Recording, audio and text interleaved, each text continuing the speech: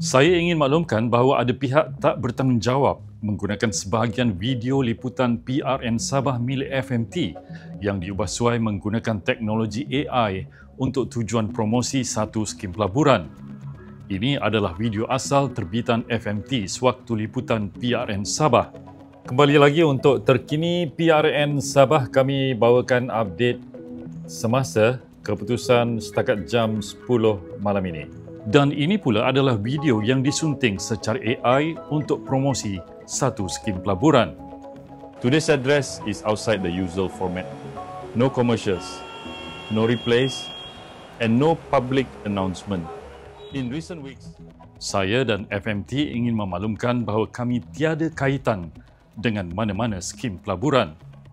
Kepada anda, saya mohon berhati-hati dengan maklumat palsu yang disebar menggunakan teknologi AI.